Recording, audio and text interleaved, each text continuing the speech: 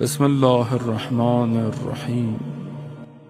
ہم تو مسئلہ ہے کہ اتنے زیادہ ریلیکس ہیں کہ ہمیں کوئی ٹینشن نہیں ہے۔ عزیزان محترم، زمانہ بہت تیزی سے آخر کی طرف بڑھ رہا ہے، اور میں اس لیے بہرحال ہر وقت ہماری مجبوری بھی ہے اور ضروری بھی ہے، اور گفتگو ہوتی بھی نہیں ہے۔ کیا کرے، وقت کا امام اکیلا منتظر اور ہم لوگ کوئی اور باتیں کریں۔ یعنی خود یہ آپ توقع کر سکتے ہیں اپنے آپ سے کہ کسی کی نگاہ ہم پر ہر وقت ہو اور ہم کوئی اور باتیں کریں بیٹھ کے؟ کیسے ہو سکتا ہے یہ؟ یعنی تقاضا نہیں ہے عشق کا۔ اگر عشق ہے تو پھر ایسے ہی ہے۔ کوئی لیلا مجنو کا عشق عرفہ استعمال کرتے ہیں۔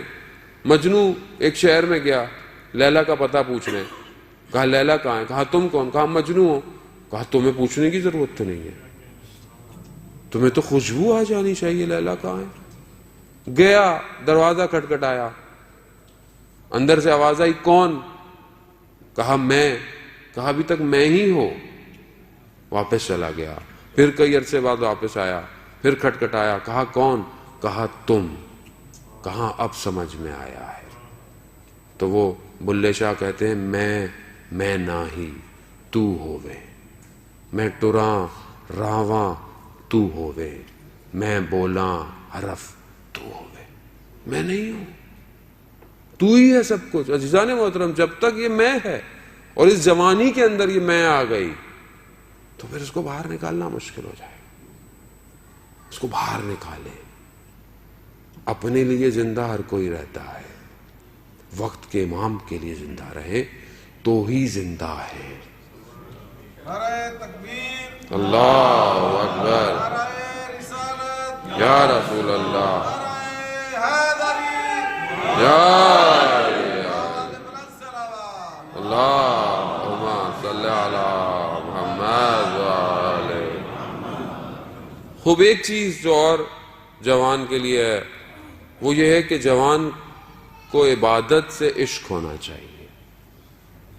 رسول خدا حضرت محمد مصطفیٰ صلی اللہ علیہ وآلہ وسلم، اللہم صلی علی محمد وآلہ محمد، رسول خدا فرماتے ہیں کہ جب کوئی جوان رات کی تاریکی میں عبادت کرتا ہے اور اپنے آپ کو اپنی دنیا کی لذتوں سے ترک کرتا ہے تو پروردگار اس کے لیے ملائکہ پر افتخار کرتا ہے کہ میرے اس جوان کو دیکھو کہ جس کے اندر شہوت ہے پائی جاتی مگر اسے ترک کر کر میری بندگی کر رہا ہے۔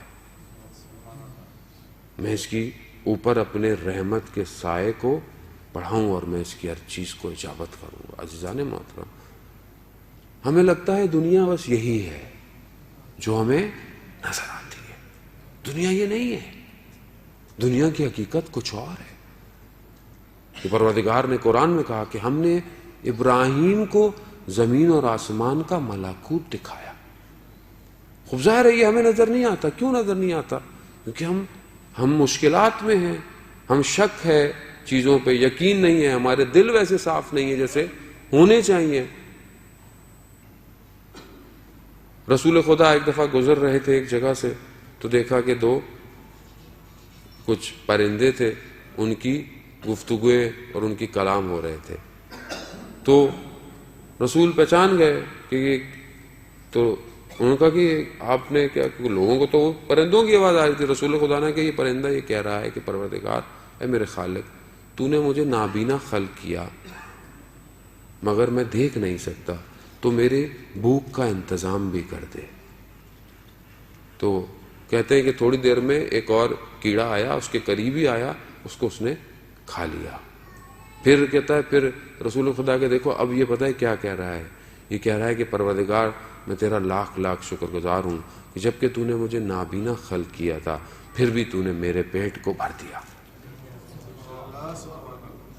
اصحاب کہنے لگے ہمیں تو کہا کہ اگر تم بھی اپنے دلوں کو پاک کر لو تو تمہیں بھی یہ ساری آوازیں آنا شروع ہو جائیں گی۔